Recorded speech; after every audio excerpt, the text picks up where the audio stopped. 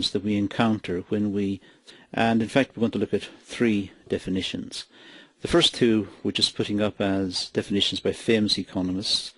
In fact, we're going to focus in on the final one, the Robbins definition, which is the main definition of the subject that we want to concern ourselves with. The first definition, however, was put forward by a very famous economist of the early part of the 20th century, Keynes, and he defined economics simply as the study of things having to do with man's material welfare. This is a lovely definition, very straightforward, very simple, gentle definition. Unfortunately, there are holes in the definition, there are problems with the definition. For a start, what does things mean? It's very indeterminate. Things doesn't make a lot of sense. And secondly, what is man's material welfare? What about non-material welfare? For example, our quality of life may be art, music, cinema, sport. To many people these are important, and that is what's missing in the definition. Keynes was fixed on man's material welfare, but the immaterial, the non-material, may be very important to us. Marshall's definition, Alfred Marshall in the 1890s, this is one of the big names in the subject. Alfred Marshall is the father of economics. Virtually everything you do is related to Alfred Marshall. Marshall analysis gave us our understanding of how markets work. So Marshall is the really big name in the subject, and Marshall defined economics as the study of mankind in the ordinary business of life. Again, a very nice, very simple, very straightforward definition. Unfortunately, again, there are problems. What does ordinary business of life mean? Can't really be defined. It's too vague. It's nebulous. So we don't use it. The only reason we have Marshall's definition is because Marshall gave it to us, and Marshall is the great figure in economics. I suppose the most popular definition of the subject is a bit more sophisticated and a bit more long-winded, one that you should really come to terms with, and that is Robbins' definition. As you can see, it's a much more extensive definition of the subject. It says economics is a science which studies human behavior as a relationship between ends and scarce means which have alternative uses. Much more sophisticated than the previous two. In fact, this definition is full of meaningful terms that we should study and understand if we're going to have a better understanding of economics. These terms can be isolated from the definition. We could do it simply by highlighting the terms. So we have economics, science. We need to know what a science is. Human behavior. We're studying people. We're not studying penguins. Ends. Ends or wants. Scarce means. And alternative uses. Now, in a class of this length, we can't deal with all of these in great detail, so there'll have to be subsequent classes to look at each of these in more depth. But for the purpose of this exercise, we can run across roughly what's meant by each of these terms, and this is what will take the rest of the video. We will look at what's meant by each of the terms from the Robbins definition.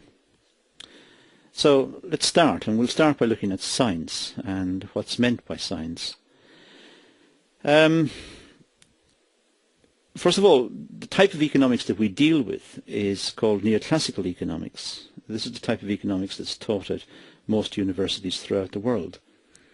Neoclassical economics uses mathematical techniques to analyze economic relationships. So we try to cast the economic problem, the economic relationship, into mathematics.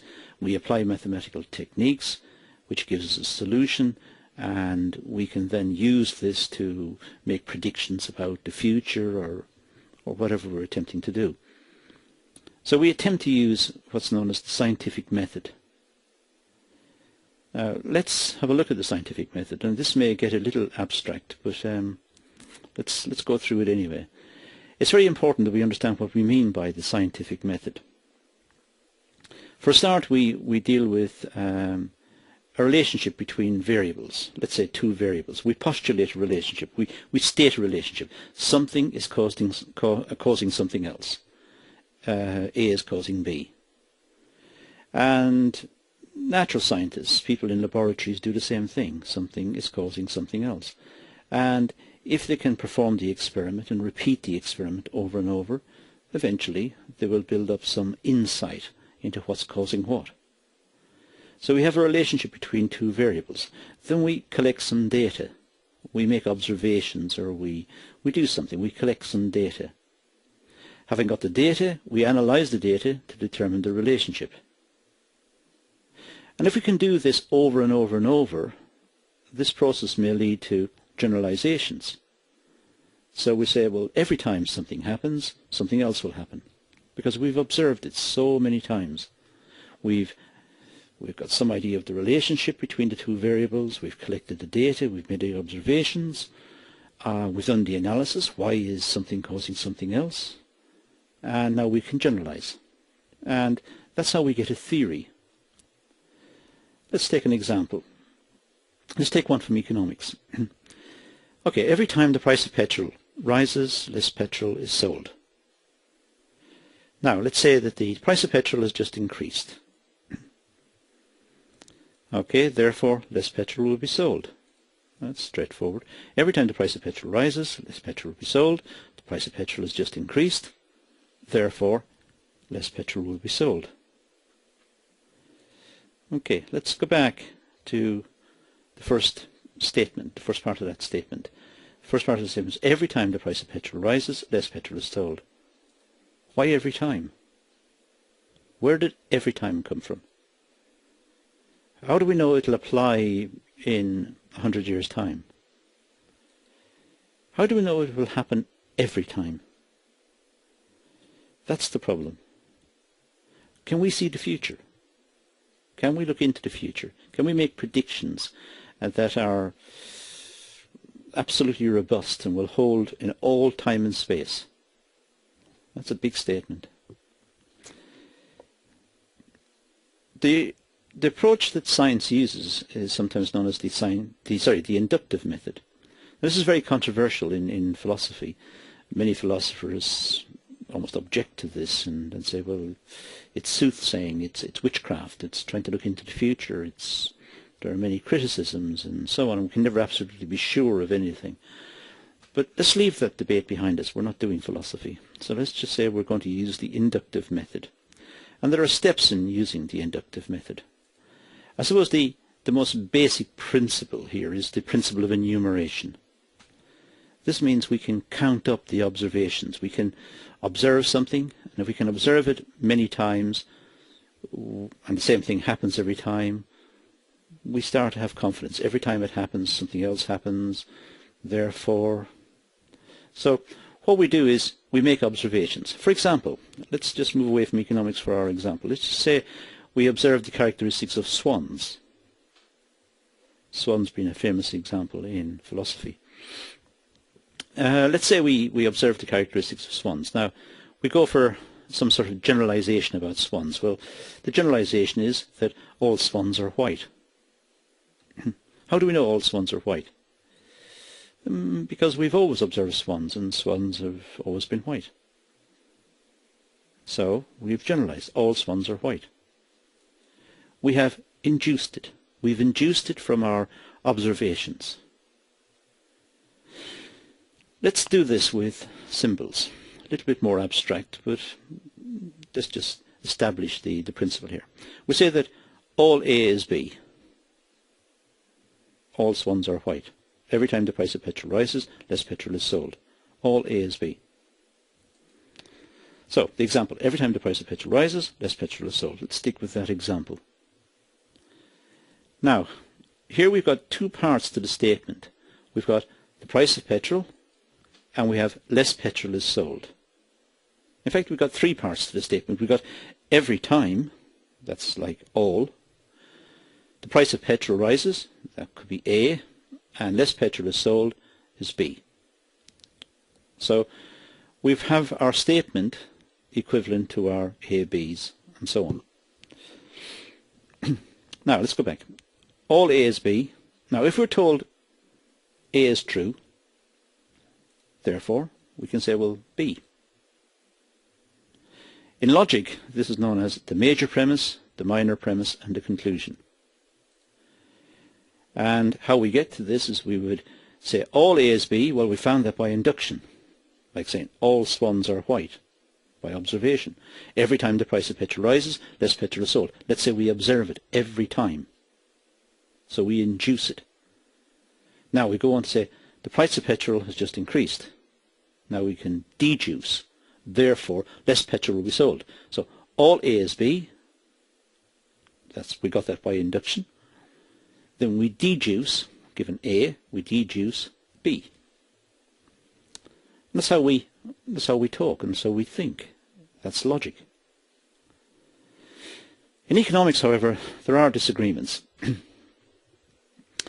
The disagreements are mostly caused by language and by, I suppose, confusion in thought. And really there are two types of statement we need to be careful about. The first type is what we call positive statements. These are testable statements. We can test it. I'll give you an example. All old age pensioners receive a pension bonus of £1,000 every Christmas. That's a positive statement. We can test it. We can test it by looking at the facts.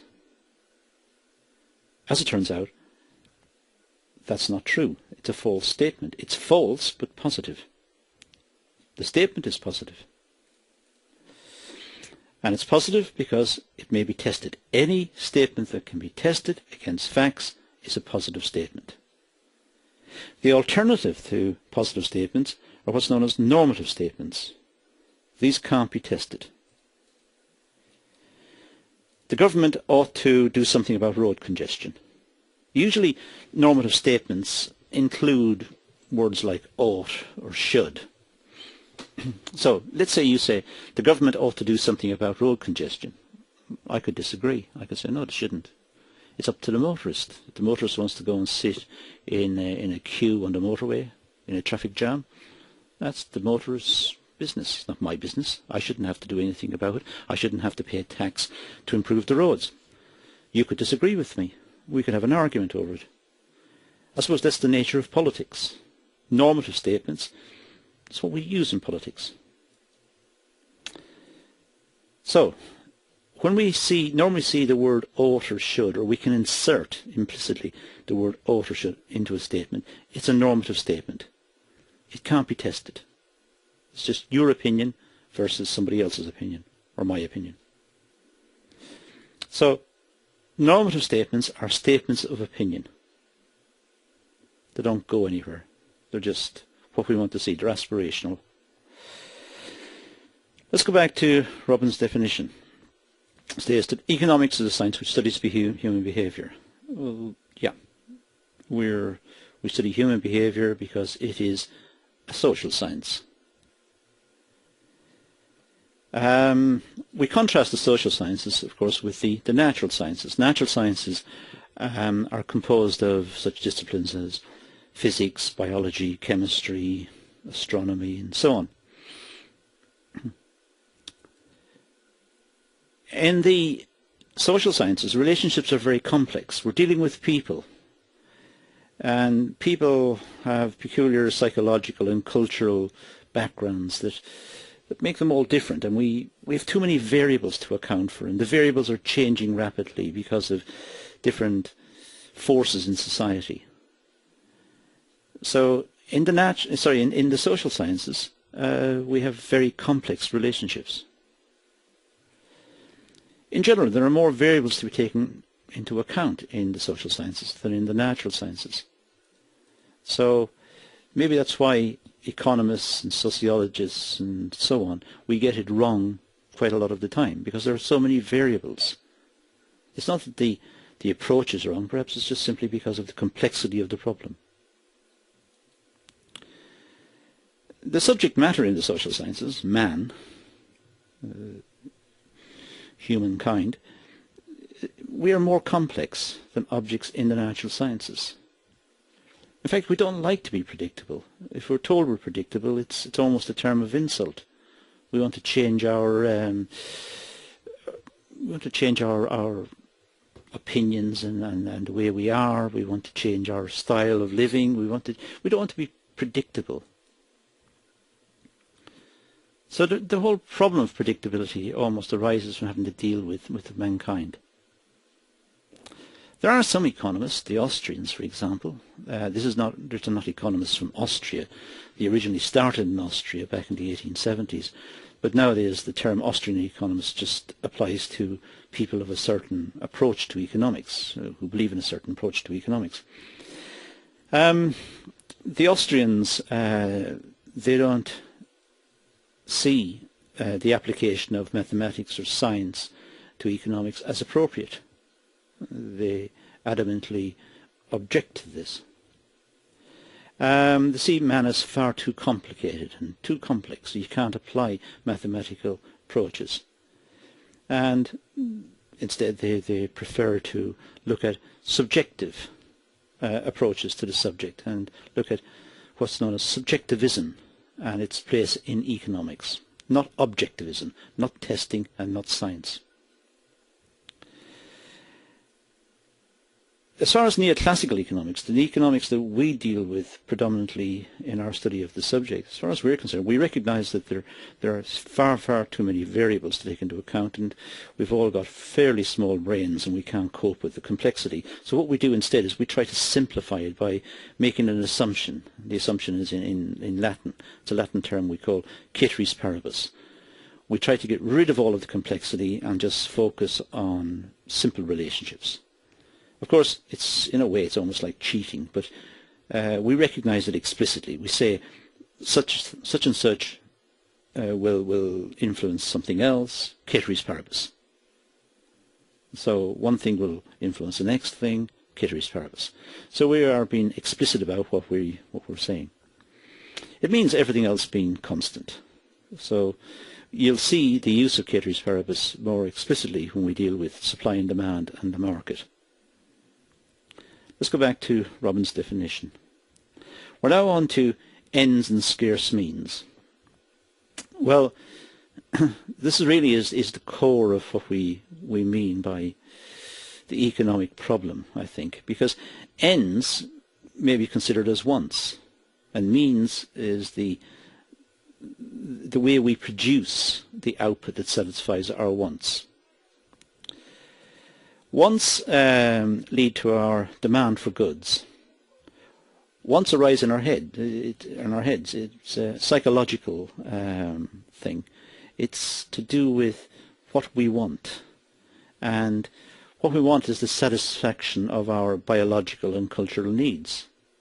And we do this with a range of goods. For example, we want food and shelter and security, but we also want luxury goods. Luxury goods are quite important to us as well, because they signal to the rest of the world our status, how important we are. We need to have a modern mobile phone to signal everybody you're better than them, or whatever. You need certain goods as ways to signal to the world that you're fashionable, perhaps.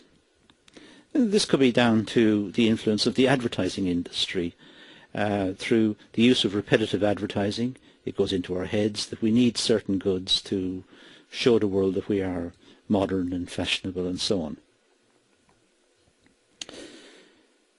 Okay, let's talk about unlimited wants, because humans have many different types of wants and needs. These are satisfied by consuming, using goods, physical items such as food or services. But we always want more. We seem to be driven by this desire to have more and more. And maybe it's a peculiarity of mankind. I don't know if other animals do it, but we certainly, we want more and more. We want bigger houses and faster cars and more holidays and better working conditions and so on. The problem is we're dealing with scarce resources. The resources to satisfy our wants are not in big supply. And that really is the overwhelming problem that we're facing. There are three types of wants that we can identify. First of all, goods eventually wear out, so we need to replace the goods. Well, that's pretty straightforward. Sometimes new goods or improved goods become available, so we want to upgrade our goods. You have an old bashed up television and you want to have a new modern super deluxe one with surround sound and so on and so on. As new things come on the market, we have a desire to get newness. Sometimes we just simply get fed up with old goods. We've had it for a long time and we just want to change. So we have this idea of unlimited wants. The trouble is we've got limited resources. Commodities, goods and services, which are produced by resources, are called factors of production. And the factors of production are in scarce supply. We normally identify four factors of production: land, labour, capital and entrepreneurship.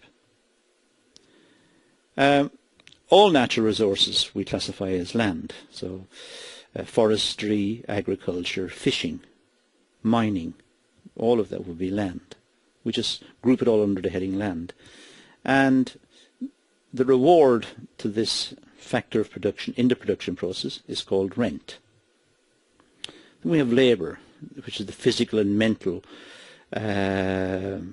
output of workers.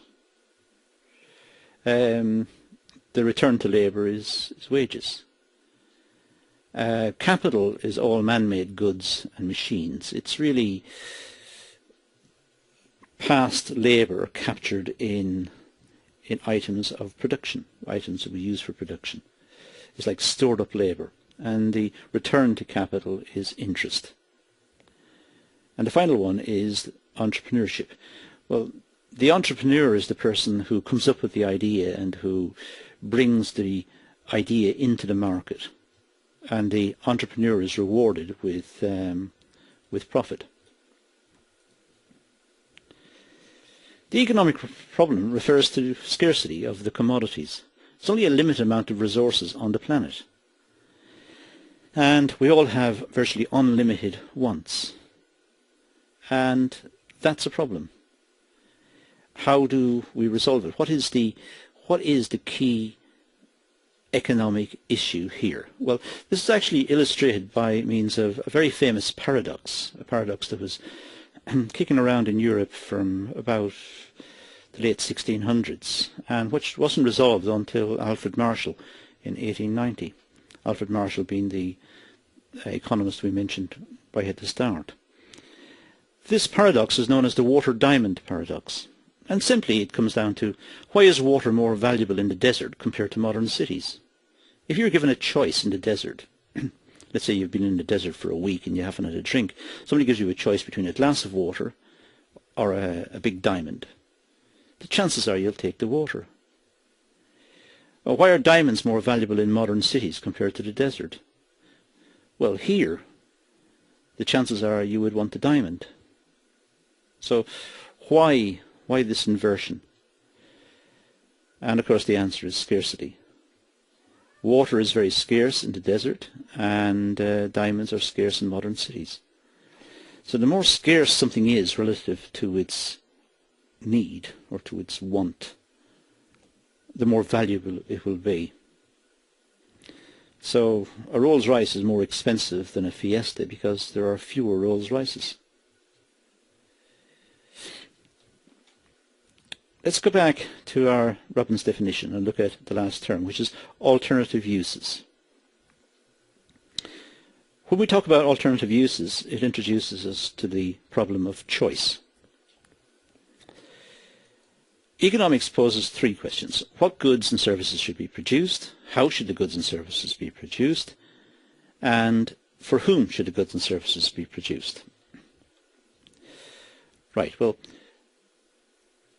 to get at the choice problem, let's look at something called the production possibility frontier. This is a curve, it's a diagram, it's a curve which shows the maximum outputs, the most efficient outputs from the combination of the factors of production. The most efficient outputs. Let's look at a table which I'll illustrate it. This is a table which relates the production of guns to the production of butter. Actually, this is a very famous example given back in the 1940s by a very famous American economist called Paul Samuelson. And it's actually based on a very famous speech in Germany in the lead up to the Second World War, in which the German people were given a choice between having guns or butter. Butter means all consumer goods. It didn't literally mean butter. So, possibility A, for example, would be to have one gun, or one set of armaments, and 21 units of consumer goods, in which case the population would have a lot to eat and drink and good lives, they'd have few armaments, and they would lose the war. If you have combination B, you have slightly more guns, but you've got to give up something. You've got to give up some of the consumer goods. C, you have got more guns. Combination C, you've got 3 guns, 3 units of armaments, so many ships, so many tanks, and so on. And 18 units of consumer goods, 18 units of butter. And it'll go all the way, it goes all the way down to G, where you've got maximum production of armaments and no consumer goods. Well, quite silly actually, because most of the population would have starved to death because we're not producing anything. Anyway, if we draw this this relationship as a diagram, we get something like that. Of course, that's a much more idealized production possibility frontier. Nonetheless, it shows the trade-off between guns and butter. Now, if we insert in H and I into the diagram, well, H is possible because H lies inside the frontier. The frontier shows the most efficient outputs from the factors of production. H lies inside, so we could have more guns or more butter if we're at the point H, because H is inefficient. By improving efficiency, we can move to the frontier. I is not achievable. We haven't got the resources to get to I. I is outside of what we can produce. So I is just aspirational. Let's concentrate on H. If we look at H, if we just insert in some measurements here. Let's say we put in B1 units of butter and G0 units of guns. Now that will give us the point H. H is defined by G0, B1. But at B1, if we keep the amount of butter constant, we could have produced G1 of guns. So by improving efficiency, we could have got more guns. I can do the same with the diagram for more butter if I wanted to, but leave that for you to play around with. Here's the point D. We've got 4 guns, 15 units of butter. Here's the point C. We've got 3 guns, 18 units of butter. So to get one more gun, to move from C to D, to move from one more gun, from 3 to 4, we'd have to give up 3 units of butter. We have to move from 18 to 15. So the cost of the extra gun is 3 units of butter in this case. This is what's known as the opportunity cost. It's the cost of the next best alternative foregone. When the government builds a school, it can't build a hospital. It's used the money to build a school, let's say. The cost of the school is the hospital we didn't get. That's the real cost of the school. We can't have both. We can't afford both. You must have one, so we have to give up the other one. The opportunity cost of building the school is the hospital we didn't get. It's like the regret. It's the next best alternative we've given up. Let's go back to the production possibility frontier. The opportunity cost of the fourth gun is 3 units of butter that we had to give up. That is the opportunity cost. We increased the number of guns, we got to decrease the amount of butter. There's a trade-off. Okay, that introduces us to the Robbins definition. This will be padded out more as we cover more economics in the introductory classes.